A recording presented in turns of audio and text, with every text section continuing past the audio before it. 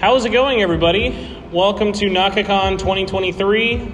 I'm your host, Spencer Presley, and today we are going to be talking about Final Fantasy turning 35. Technically last year, but 36 just doesn't really sound as good. We couldn't get a mono to make a 36th anniversary, so hopefully you guys are all enjoying your convention. We're like right in the middle of day 2, which is really most people's main day. It's always really funny, like I'll talk to people and they'll be like, oh, hey, are you going to Naka Kon? I'll be like, oh yeah, I'm going for all 3 days. And most people are like, no, I go for one. I go for one normal day because I have a life to live. So just out of curiosity, raise your hand if you're in here. How many of you are all here for all 3 days? See, I'm so glad, man, it would have been really awkward if it was like everyone's here for one day. And now who's here for just one day? See, that's like 50-50 adults versus man-children, so I appreciate that ratio.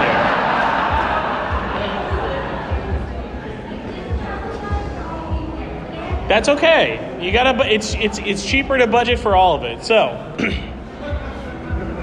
So the majority of this panel is just going to be going through the beginning from 1 all the way up to 2023. We're not going to go over every single release because we could fill a 19-hour panel just going over Final Fantasy XI patch notes. But yeah, so Final Fantasy started back in 1987 with a little company known as Squaresoft, and it is so funny to think that now, after all these years, 35 plus, we're only up to 16, man. It's like hard to believe. There's only 2 MMOs stuck in there. But for me, it's really, really funny. Like, Final Fantasy is just one of those really special series of, because how different and how vast it is for so many reasons. I love talking to fans who have been with it from the beginning. They played on the original NES for 1, or they jumped in to 10 because they got a PS2 demo disc and were like, oh my God, Blitzball is the best thing of all time. Or they want to be really cool or get made fun of like me and say Final Fantasy VIII because everyone else has 7. So just out of curiosity, who here, I always like to guess it, who here started with Final Fantasy 1? Hey, listen, we're not going to do 4s, 2, and whatever. No, we're not going to make it that hard. Who here started with 7? Who here started with 10? And then who here started with 15? That's actually like the least I've ever done this, and I normally have like way more 15 starters. That's actually pretty good. Yeah, it's true. Who here started with 14? Again, I'm surprised so many more for 10 than anything. All right, and then the weird one, just to like really throw everyone off. Who here started with 13? Thank you. I appreciate your honesty. All right, so Final Fantasy I, it's been released about as many times as Skyrim has been ported to toasters, but it is still a fantastic game. By the way, we're going to get to it at this point, but in terms of what systems most are going to be on, 1 through 6, just most people will be like, hey, do pixel remasters. Unless a couple of edge cases, I'll recommend other versions. Or if anyone out there has like specific, who knows, maybe someone in the audience is like, damn, dude, if you're not playing the WonderSwan color version of Final Fantasy I, you're not playing it at all. But there are so many great versions of Final Fantasy I to play. A lot of it is mostly just preference of pixel art, music arrangement, or how like nostalgic you want to be playing it on an NES or whatever. But Final Fantasy is basically just your most bare bones, pick a class, pick a party, go beat up some dude named Garland and collect some MacGuffins, roll credits. Like, it was really designed to just be really simple but really good RPG, and at the time it really kind of like hit that mark of like right place, right time, and what's really, really funny about it was like, while Final Fantasy I it's almost like one of those like kind of comfort food RPGs. I went back and was playing it through the Pixel Remaster recently, and it was like, even while like it's definitely far from being one of my favorite, one of the best things is if you've never played it, it's very digestible, it's very fun, the music is still classic, all the classes are fun. If you want to just be a total psychopath and go all red, if you just want to go like all warriors or whatever and just do like the hate yourself the most, or just like do whatever, it's fun how much freedom it still gives you while still setting that template of, wow, look at how many things are still copying this formula or are still getting brought back into the series And it's so much more than, because like I think a lot of fans look at Final Fantasy and go, it's crystals, it's chocobos, it's moogles, whereas like this game doesn't even have any of those outside of crystals. So it's like, it's one of those things where there are so many things you can kind of gain from the series by going back outside of just, oh, I love this one because of the story. Whereas this one doesn't really have that much of a story. I'm sorry, Princess Sarah, but there's not much of a story to say at all. So number 2, though, speaking of story, is the one that we didn't get for many, many years, Final Fantasy II. And Final Fantasy II, released in 1988, they basically were under this like logic at Square. Final Fantasy sold well. Let's make a story and just copy everything else over and try and fix as much as possible. And what's funny about Final Fantasy II is pretty much I feel like it has as many people who love it as hate it, or people who've just never touched it. Final Fantasy II definitely gets a bad rap in terms of the gameplay department. A lot of people think it's really busted or it's really jank just because there's a couple of things in the system that are very abusable. Most people who are playing for the first time outside of GameFAQs aren't really going to have those experiences. I highly, highly recommend Final Fantasy II story for a number of different factors. One of just being that it's really interesting kind of going and seeing Square's first attempt at telling a very cohesive narrative for the first time, especially back like 30 years ago. And so many interesting things about it. Like, I think it has a really, really cool villain. Like, Farron is like a very interesting protagonist, while, again, playing off of those very similar story motifs of castle, crystals, dungeons, bosses, stuff like that. Again, Final Fantasy II, no bad place to play it, really. No like exception with it. It's just one of those things of, if you're ever bored, check it out. It's very, very worth it. One I probably won't say that to a lot, and I get a lot of flack for this one. Final Fantasy III. Final Fantasy III kind of did that like one step forward, 2 steps back for me. Of gameplay-wise, they knocked it out of the park in terms of iteration. Story-wise was just a complete whiff of like, I'm sorry. If there's a huge Onion Knight fan base out there, just cover your ears for this whole segment. Like, Final Fantasy III was like someone had a great idea for Final Fantasy IV, but they just couldn't afford it for another couple of years. And just went, nah, we'll perfect this in 5, but like, we got to do something to like end off the NES. Like, for me, there was always a reason we never got this in its original form for so many years. Actually, here, we'll do an easy trivia question. Who here knows what system did America finally get Final Fantasy III on? Yes, we did. Come up here. So if you get any of my hopefully not horribly hard trivia questions, you get a hopefully fun Final Fantasy trading card. You can steal whatever one you want, so you can come up here, steal one card. And by the time the panel's done, you guys can just rummage and steal all these. But you get first dibs if you get questions right. But yeah, so we didn't get this game for many, many years. It was planned on coming out, same with Final Fantasy II. But because of how long it took for us to get Final Fantasy I here in the West, it was literally just easier for us to get Final Fantasy IV and call it Final Fantasy II.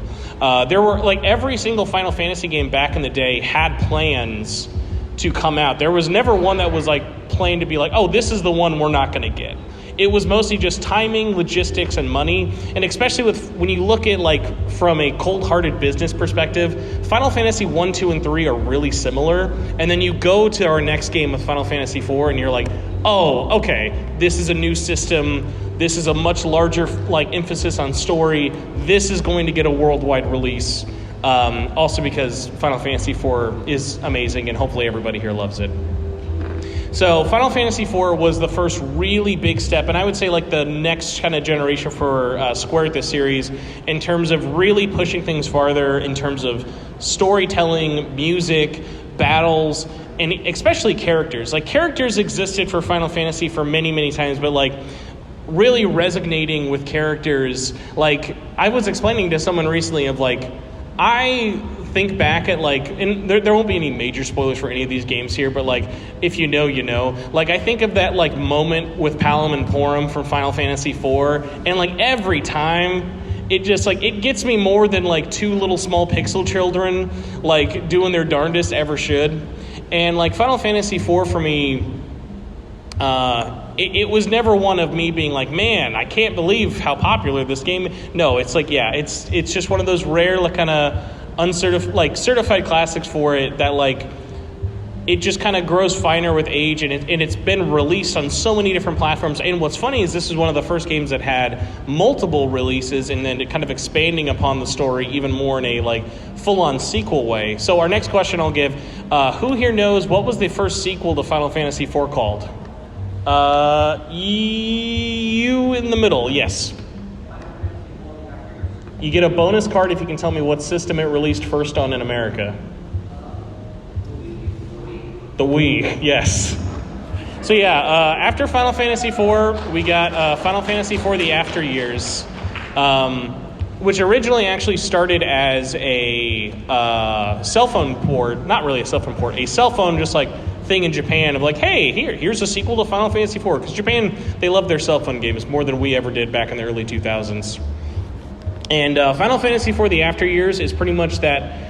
If you love Final Fantasy IV, I recommend you playing it. It's not that good of a game. It's like fan service-y, the fan service game out there. But Final Fantasy IV does have one weird particularness with its sequels that I have to give credit to one system, and it's the PSP version of 4. So the only one of these that I'll be a really big snob on is Final Fantasy IV, because there's only one way to play every iteration of this world story, and it's Final Fantasy IV: The Complete Collection on PSP.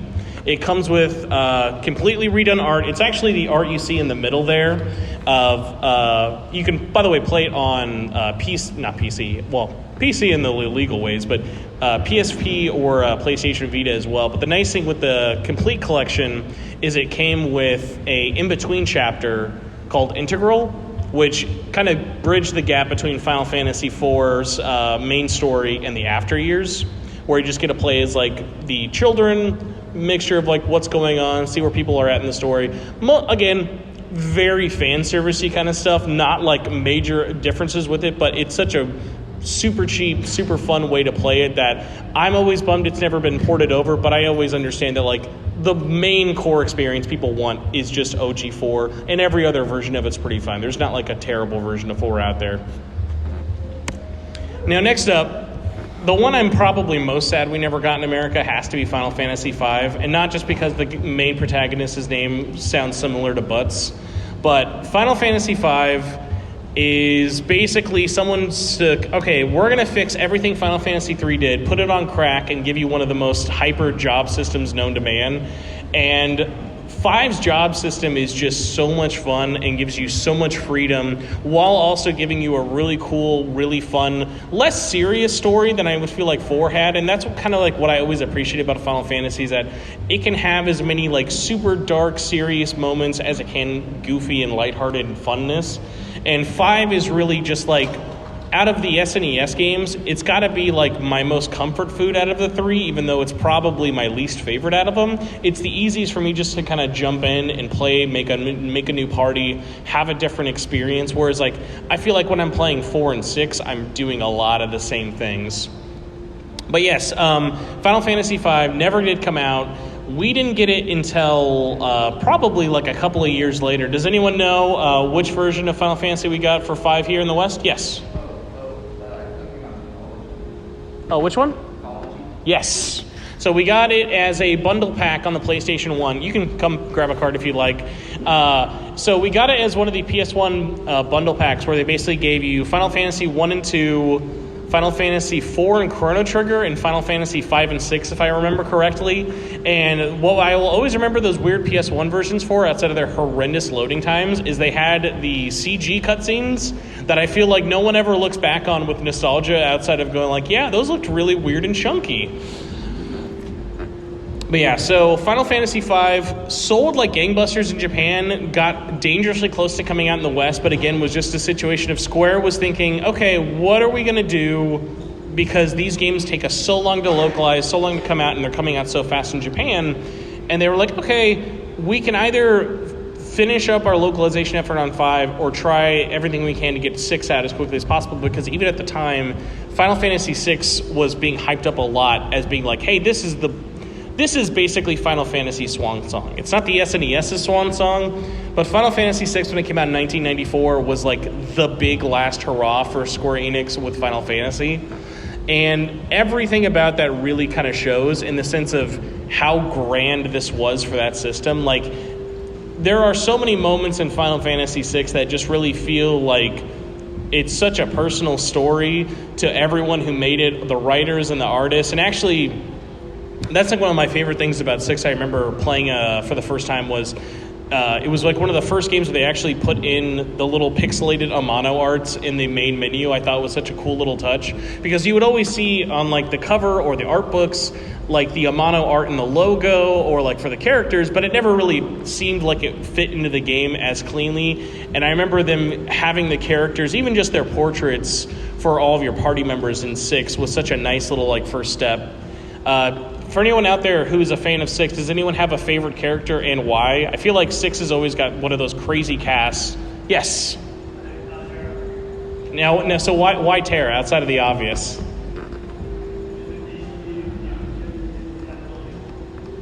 Yeah, and I mean, like, it also sad that like it kind of took us this long. 6 giving Terra like our first like female proper protagonist was like such a nice thing as well.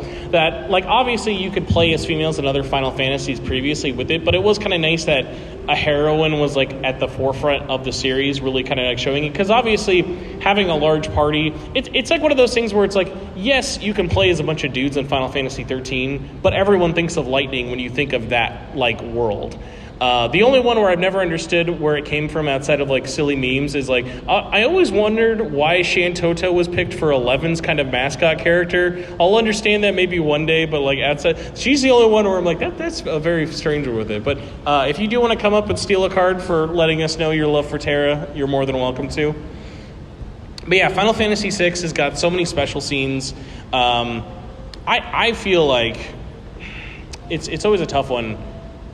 Who here would say Kefka is like at least top 3 best Final Fantasy villains of all time? Yes. Okay, now who wants to be really brave and earn a card early? Who wants to give the room their best Kefka laugh impression? Yes.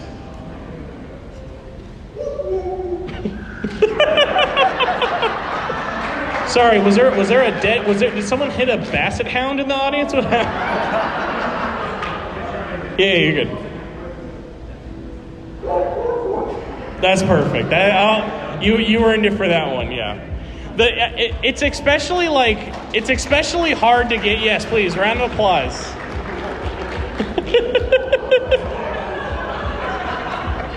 Yeah, like Kefka's laugh is like such a funny one of like trying to nail, because and there's also some over there if you want to see. But yeah, the funny thing with like Kefka's laugh is like, it was before voice acting, especially on like Super Nintendo and stuff with it.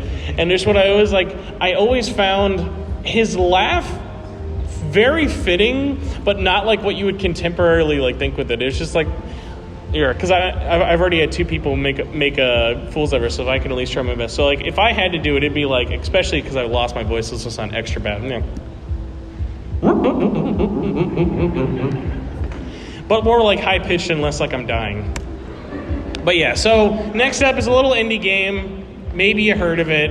Final Fantasy XIII. I think it's like the sequel to 5, like 2 sequels after 5 or something. He plays like Bart's kid or something. But yeah, so Final Fantasy VII, the game that like the series can never escape. Final Fantasy VII. It's like it's its own series at this point. We celebrate the series Final Fantasy anniversary, and then we celebrate Final Fantasy VII's anniversary. Like 7 just turned 25 last year. It's like the funniest thing ever of like, don't worry, you're clearly not the favorite. You're just the most profitable favorite. But yeah, Final Fantasy VII, while it does like almost kind of get like thrown under the like you're too popular bus, it just did so many things right that it's like even the haters have to kind of admit like, man, Final Fantasy VII shouldn't work. It was their first 3D attempt at an RPG. They had 3 different models depending on what you were doing with Cloud. Like they had so many different studios working on it, multiple discs, like a plot that was basically just eco-terrorists take over the planet and hope to win.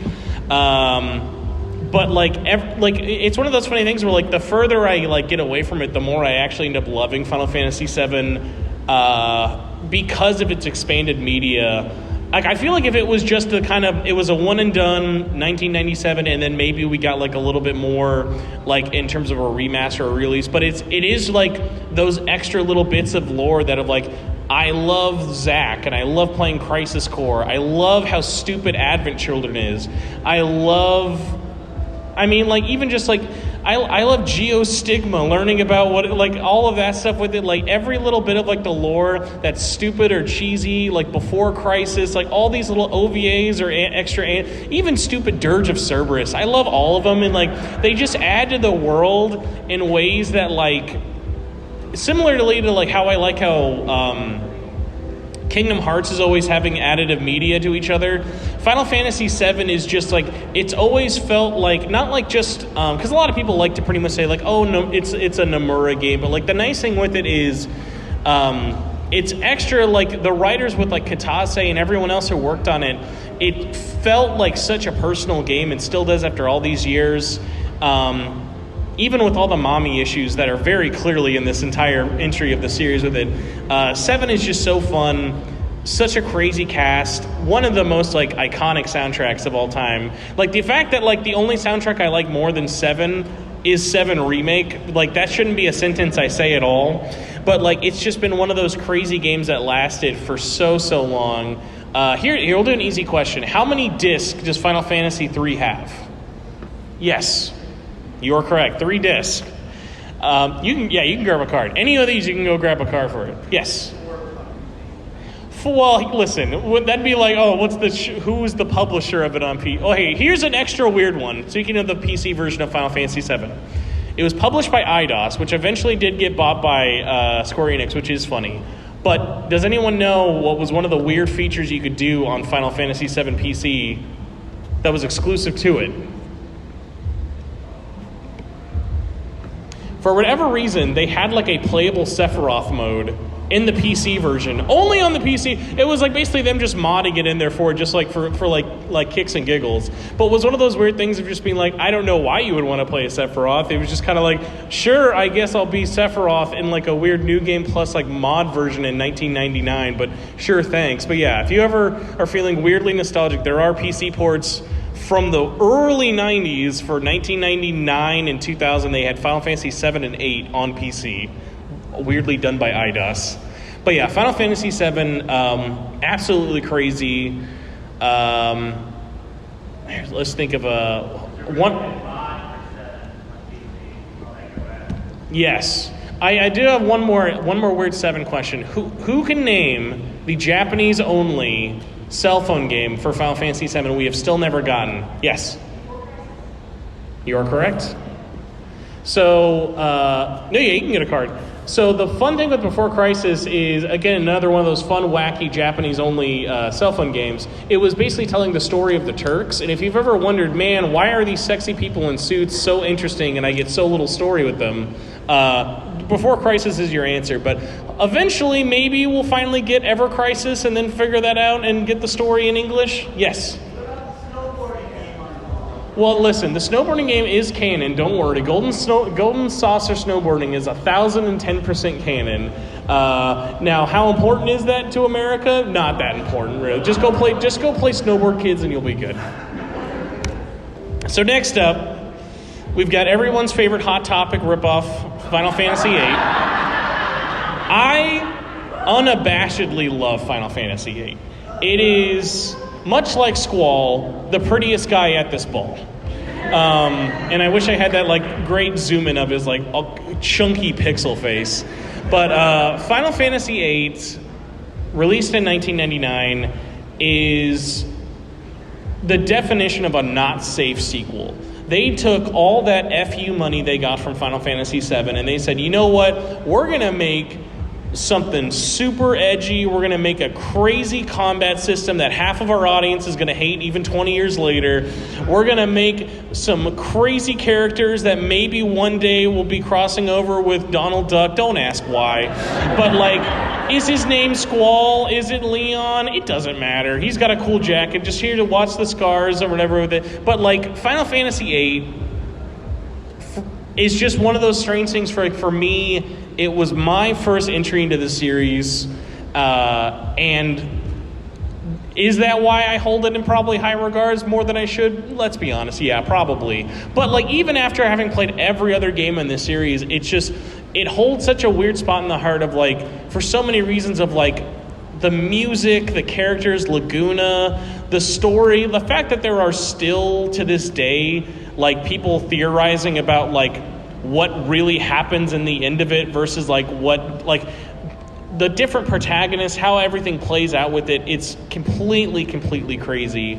But I love Final Fantasy VIII. It will forever be the black sheep of the PlayStation trilogy, which is really funny when you see what 9 looks like.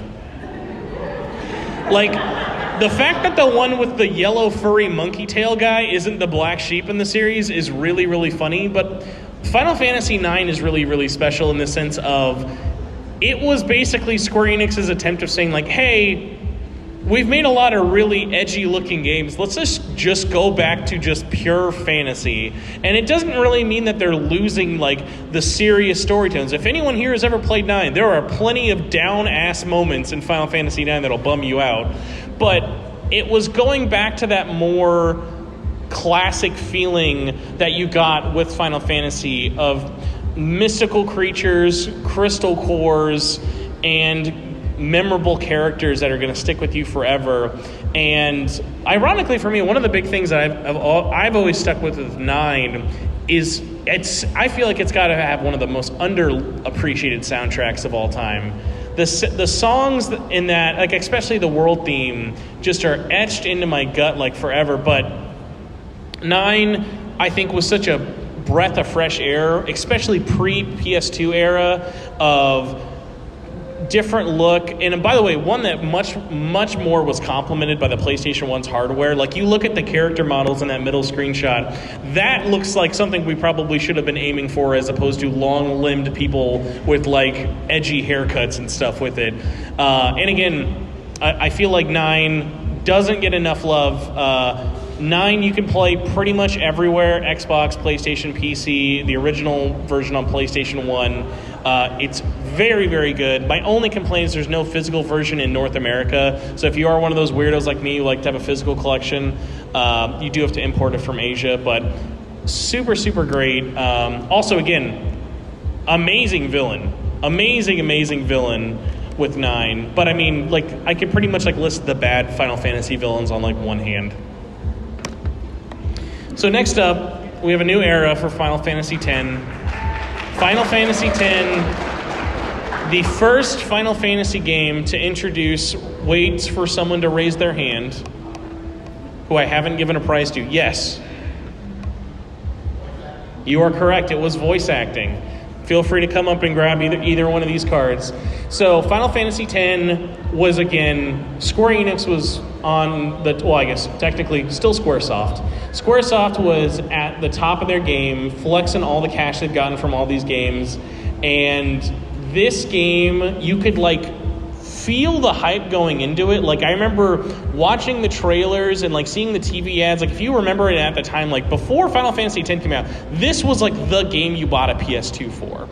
It was the best looking game out there. It was like, listen guys, it's gonna blow up your PlayStation 2. It's gonna be so epic. I don't know how they fit it all into one disc. The pre-rendered cutscenes, everything was blowing everybody's brains away.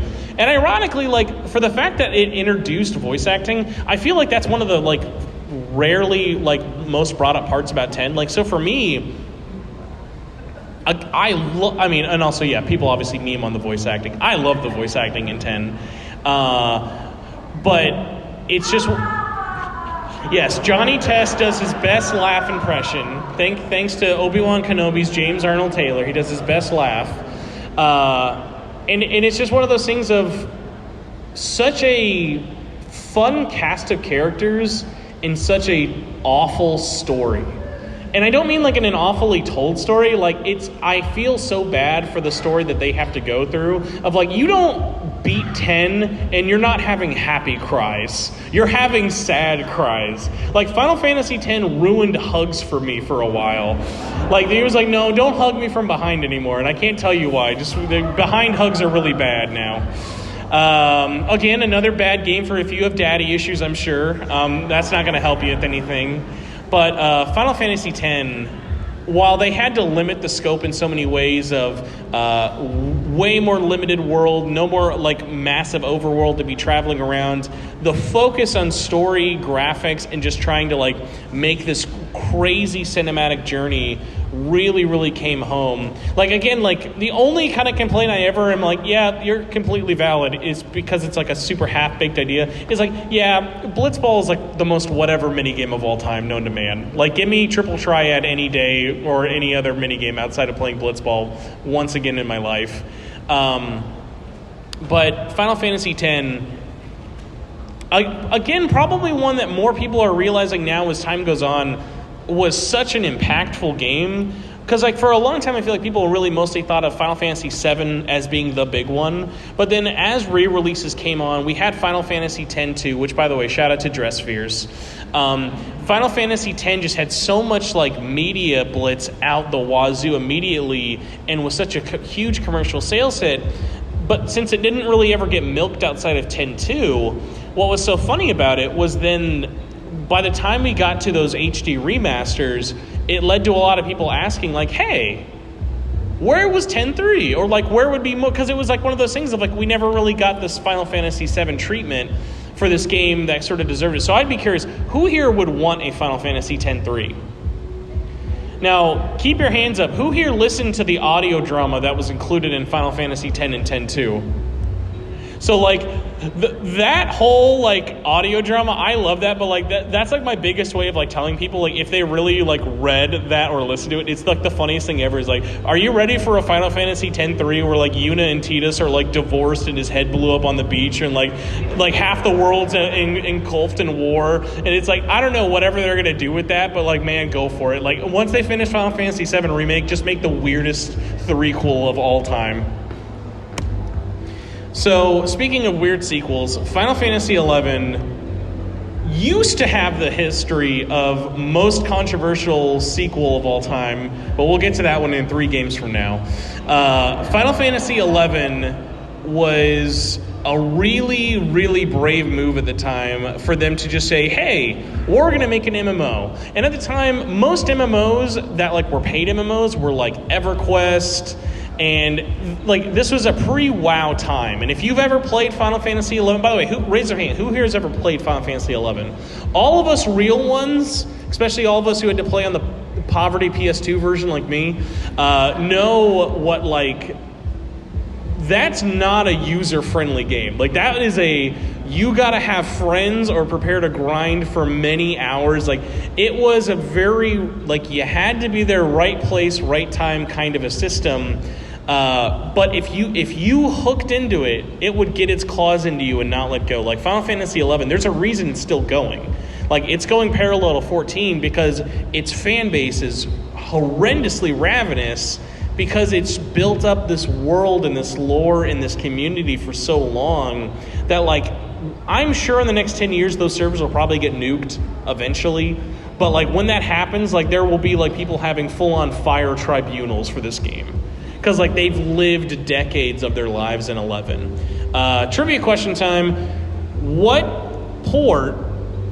Trying to think of the right verbiage here so my brain doesn't melt. What system after the PlayStation 2, it's a home console, got a port of Final Fantasy XI? You in the back.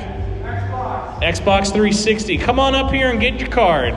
So yeah, the first proper Xbox Final Fantasy game was Final Fantasy XI. They got it on 360. A moment of silence for anyone out there who is still holding out hope for 14 coming to Xbox One. I like to imagine it will ever happen, but you never know. But yeah, Final Fantasy XI, this is the tricky one to recommend. It's like, if you've played this and you have friends who are interested, you've probably had that discussion of, let me sell you this game. But I feel like every time I sell this game to my friends, it's like pushing them away. Like, no, I don't like that. That's not very fun to do. But it's one of those ones where it's like, check out the trial, check out a retrospective or a video on YouTube or so if you're curious. Like, there's a reason it's the game that it is and has been around for as long as it is. But if it's not a game that clicks with you, I will never ask why. I'll be like, listen, I completely understand. As opposed to this game, I will ask many questions if you don't like, even though many people don't like this game. Final Fantasy XII is basically a single-player MMO. It is a ginormous, amazing world that is tied into, like, literally, well, here, we'll do another trivia question. What are 2 other Square Enix games that are tied into the world of Final Fantasy XII? We'll do 1 game per hand. You in the far, far back. What's 1? Yes, Tactics, and then who knows the other one? Rox is it. What was that? Well, technically that's the sequel, but I'll give you that because of the fact that someone in 2023 remembered Revenant Wings, you deserve a prize. Yes, you in the purple. Oh, sorry, what? I'll give it to both of you because why not? You guys can all come up and get your stuff. But yes, a moment of silence for Revenant Wings on the DS, if anyone played that. So, Final Fantasy XII, the final major mainline PS2 game for the series, it's I don't even know like what's the right way to call it. Like, it's one of the best looking games on the system. It's got a fantastic soundtrack. It was in development forever. It had a crazy development timeline, but I just feel like never really got its moment to shine. And it was either a mixture of the gameplay was very different than people were expecting. Again, it is just an offline MMO. It is this huge, massive world, massive zones, parties. The battle system is not up for everyone's taste, but like if you are a fan of systems and leveling up characters and job grids and zodiac systems, you can just like, this is the game that you just give your poor nephew and you'll see him in 9 years and he might be done with the game. It's just got like hundreds of hours of content, and the best part is like the Zodiac Age re-release they did on PS4, Switch, PC, and Xbox is like super dirt cheap. It's usually $20 or less and is super, it's like easily the best way to play the game. So if you've never checked it out, 12 is super underrated, but super fun to play. Now, speaking of games that no one ever makes fun of, Final Fantasy XIII. So Final Fantasy XIII, again, I could have a whole panel that's just about this game and its spin-offs and its other releases and its development. Like, it's one of like the weirdest games in the entire franchise, but I love it so much. No hate, but raise of hand. If you not say it's your favorite, but would say you love Final Fantasy XIII.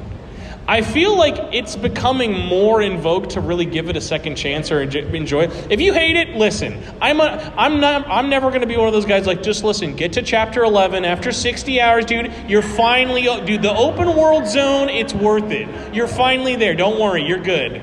But if it's that game that clicks with you, and God knows it's not going to be because of the lore. I've never met anyone who's like, I love 13 because of the lore. Like, 13, you love 13 because of, like, the battle system, the music, the characters. It's never because of the Lassie. No one's ever been like, yo, dude, let me explain the Falsy, Lassie, and all this. No, it's like, it's a cast of characters in a world that almost work against each other, but it still paid off to me in the end of it, even for like just the first one, but especially like I actually love the sequels way more than the original. But I appreciate what the original was trying to do so much. And again, this was one that if you were following it from announcement to release, felt like forever. RIP versus 13. And it was one of those funny things where like it felt like, man, games just can't take any longer than Final Fantasy 13 to come out. Because originally it was planned to be a PlayStation 2 game. So, trivia question time. This one may be a little bit harder. Who knows what was the first publicly available way to buy a demo to play Final Fantasy XIII? I'll give you a hint. It wasn't a trade show. You could buy a product, and it was only available in Japan. That is okay. I will answer because this would take way too long if we waited otherwise.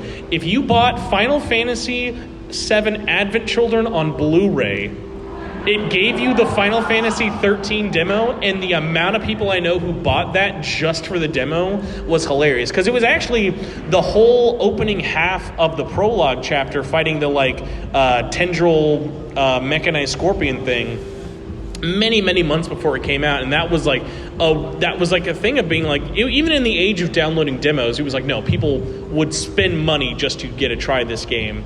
Now, obviously, this game is very linear. The world is very convoluted. It does have reasons for being that way, and even with it, I still do enjoy it. But 13 has really perceived for longer than I ever thought it should. But it makes me so sad that it's still a hard one to kind of recommend to people to play if you aren't someone who is going to play it either on PC or Xbox. The Xbox version is still pretty good if you play backwards compatible.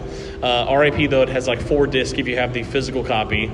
Also, the cutscenes look really bad on Xbox. So hopefully one day someone at Square will like give this like a proper like either HD port or remaster on like Switch and PlayStation 4 and 5, because I feel like this is like a trilogy of games that if you like sold for like $40-$60 could introduce itself to a whole new audience of people. Final Fantasy XIII 2 is really weird but really fun. For anyone out there who has played it, it's like imagine if someone got monster catching and training into Final Fantasy XIII, and then Lightning Returns Final Fantasy XIII 3 is literally just Majora's Mask, the action RPG. It's just the strangest thing of all time, but 13 is such a weird trilogy and I love it so much. Now next up, we've got the GOAT and the worst of all time at the same time. Final Fantasy XIV Online released in 2010 and wasn't good until 2013 with The Realm Reborn. Final Fantasy XIV is a conundrum. Raise of hands, who here played OG Final Fantasy XIV, not A Realm Reborn? All of us with our hands up have been robbed. Square Enix robbed us of money to our face. It was like paying for someone to kick you and then say, "What did you think of that kick I gave you?" It was hilariously slow. The world was so it was so bad people were going back to 11 just to be like, "Oh man, I gotta play something that's fun." And 11 is not described as fun very often. And it was one of those things where like the development team knew it and they knew that they had to do something, so they pulled the plug on the game. It had released on PC, but it never released on consoles yet. And what happened is they basically were just like, fine, we're going to suck it up. We're going to have to basically lose a ton of money, but we're going to, because they knew what was wrong with the game. Unfortunately, we were basically paying to be beta testers for Final Fantasy XIV, but it worked out because, like, God bless Yoshi P and that whole damn team. They listen to their fans. For better and for worse, they are one of the best teams out there for listening and applying feedback in the entire industry. And like how open they've always been about 14, current, present, and future, I always give them such credit for. And so when A Realm Reborn came out, it was so funny to just be like, I remember because I actually at the time reviewed both versions of the game, and I remember playing the PS3 version of it, and outside of my system sounding like a jet engine just trying to play the opening area, it was really funny of just being like, wow, like they didn't like just save this game, they like made it interesting, they tied it into the lore for all 9 of us who played the original game in a way that mattered. They made it play fantastic on console or with like controller support, because I know so many people who like it's their first MMO. Oh, here's a good one. So who here has played 14 and this is their first MMO? So the thing with like that is like there's a lot of things that really turn people off with MMOs in terms of it's not very single player friendly. This game is constantly going out of its way to be single player friendly. We went from dungeons that had to have multi-team raids to just being like, oh, just pop in and you can go do it like instantly. And it's just been going out of its way to keep updating old content to be better. The expansions are crazy. Again, like, if you've ever dipped in... By the way, I'm not going to do the meme of, like, don't forget to check out the free trial that goes all the way up until... No, like, listen. If there's ever a game and no one needs to shill for, it's this game. So, Final Fantasy XIV, big ups to being the best and worst Final Fantasy in the last 10 years.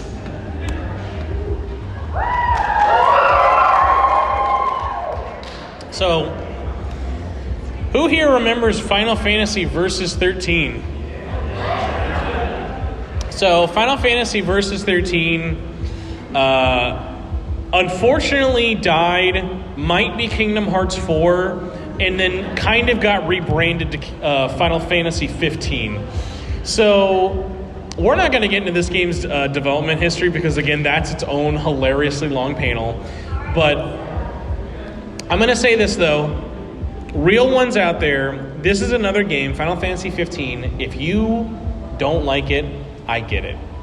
It is possibly my favorite Final Fantasy of all time, only if for the fact of the bonds.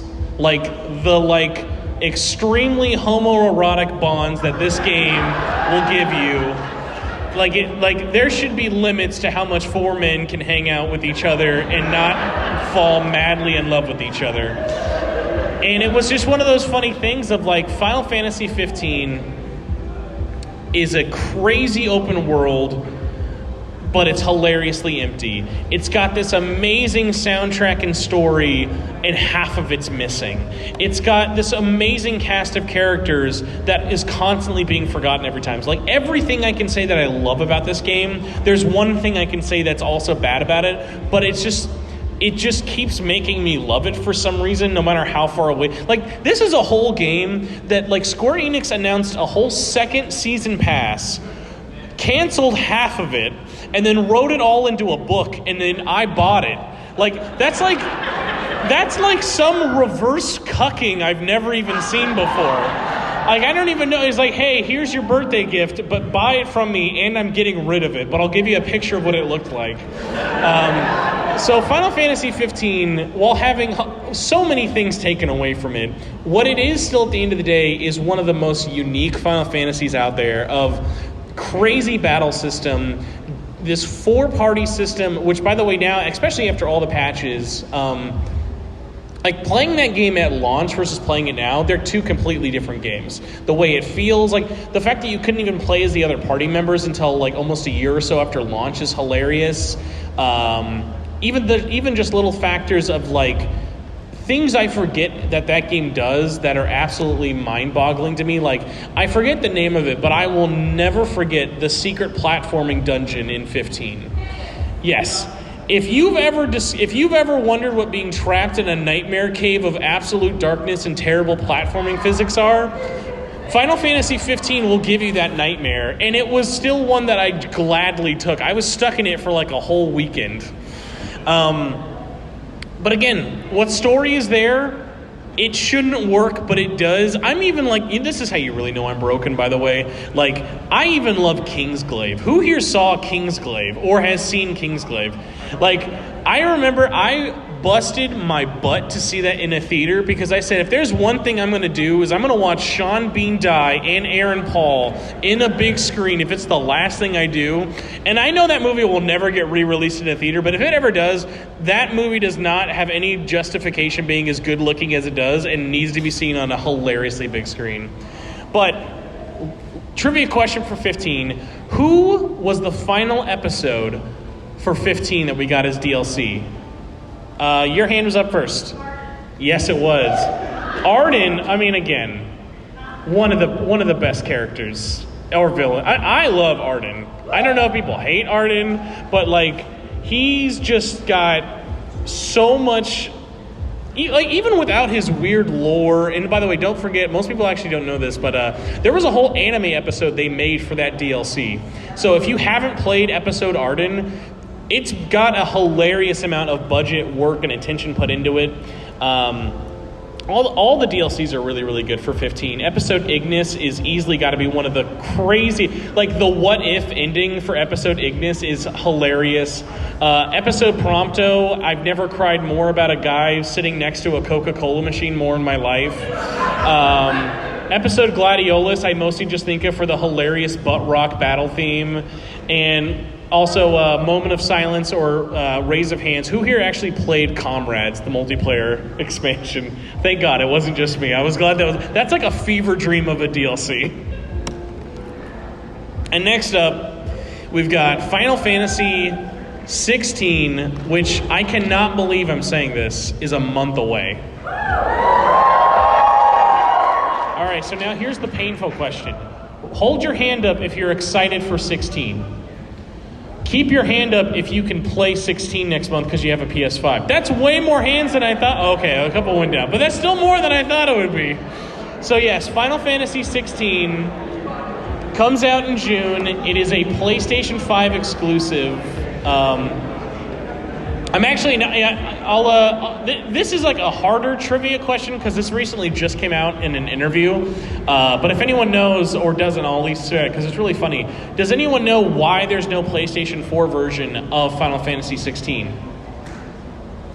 So they recently actually said the reason why is they could have gotten it to work, but to get the performance up to where they would have wanted it, it would have taken another 2 to 3 years of development. And they were like, no, because it's not worth it. It's not going to be worth it at that point with it. I mean, I say that as somebody with a PlayStation 5, but it's like, I'm always one of the people who are like, I would rather, even if I can't play something right away, have the best possible version of something exist as opposed to something that was like a half measure. So yes, Final Fantasy 16, I have been following very closely while also being very cautiously optimistic because of how different it is. It's got a lot of good things going for it in terms of how much of a character action fan I am. It has the combat director from Devil May Cry 5 working on it. The creative business division team from 14 are working on it. The music team is hilariously stacked. It's even got the person who composed music for Mario Hoops 3-on-3. What more do you need to know about this game? But it is definitely going to be one that I think a lot of people, either once the demo comes out shortly, there will be a demo before launch, but this is very much going to be the most action-heavy mainline Final Fantasy game we've ever had. And I wanted to kind of open the floor up to you all. Is anyone here, you can either raise your hand, we can do a show, or if someone has an impassionate reason, I'd be curious. Is anyone here worried that it's going to be too actiony? Yes, Luigi. Like, is it one of those things where it's like you wish it was just going to be more turn-based, or are you like worried it's going to be too hack and slash, triple S, sexy, stylish, smoking? That's okay. I understand. Oh yeah, you in the back.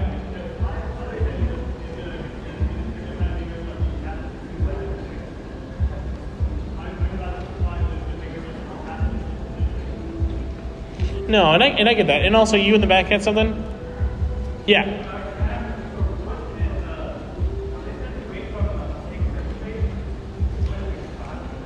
Oh, and can you say it a little louder?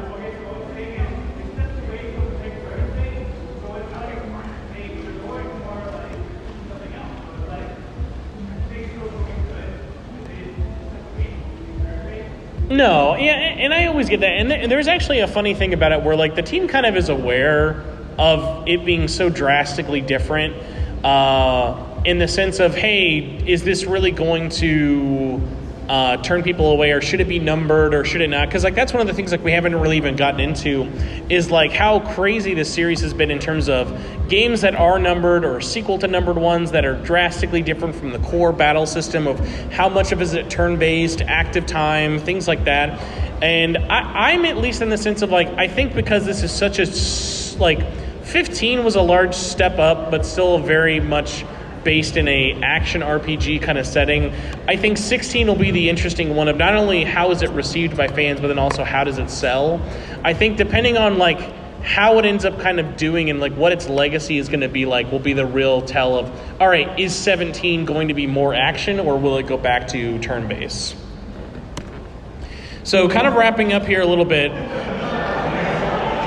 we are talking about Final Fantasy turning 35, and there are games that are specifically branded to the 35th anniversary, and you can't forget the first one that ever released.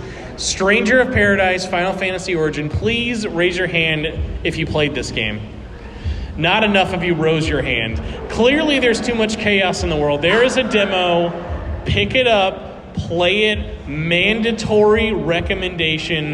This game is fantastic single player, fantastic 4-player co-op. It is literally just Koei Tecmo put a Final Fantasy skin on Neo, and it worked way, way, way too well.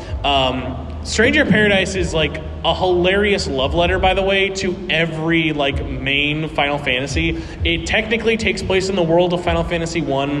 The DLC for it is hilariously bonkers. I won't even get into how weird it gets.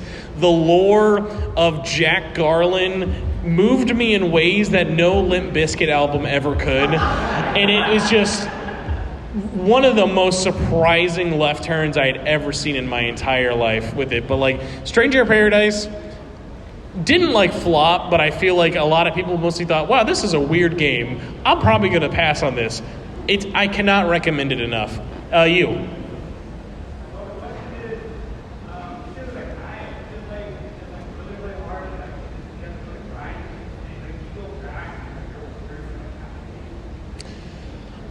I mean, that's usually one of those ones, especially with games that play like this, that's like the tougher one. Luckily, though, the nice thing about like this game compared to other like Souls-like or Neo-like games is actually this one also just straight up has a story mode where you don't ever have to grind or do anything, and it's really easy to cheese it. It is worth it for the story. It's one of the wildest stories I have ever seen of Final Fantasy. Like, the fact that Nomura got paid to write this story is absolutely hilarious to me. It's one of the, and there's actually like a really funny interview they ended up doing with the creators. Like after it had come out, some like outlet just asked them, "Why did you make this ending the way you did?" Because it's one of the weirdest endings of all time. But again, just if that bottom right GIF doesn't sum up punching chaos in the face for 40 hours, I don't know what else you need to really know. And so next up, like I started the show with, we have Final Fantasy Theatrhythm. Well, it's actually not Final Fantasy, but it is Theatrhythm Final Bar Line. Came out on Switch and PS4. If you are a rhythm fan, or if you love Final Fantasy music, which you're all in here, so God, you better, this is just like almost every song you would ever want in one package. A hilarious amount of DLC, but still a lot of game for your buck there. It's got single player options, multiplayer options, music all the way ranging from 1 to 15, some spin-offs, a lot of really good stuff there. I cannot recommend it enough. Another one with a demo. It's really good, especially if you ever played the 3DS games. They're really good. And then we have the Final Fantasy Pixel Remaster, which finally came out on consoles back in April. Show of hands, who actually picked up the Pixel Remaster? I got the collector's edition. You and me both. The collector's edition, if you want a physical copy of this game, I am sorry about your wallet. Square Enix did not have our backs here. But Final Fantasy Pixel Remaster is now on PC, smartphones, not Xbox, PS4, and Switch. You can buy all 1 through 6 bundled, save a couple of bucks for $75.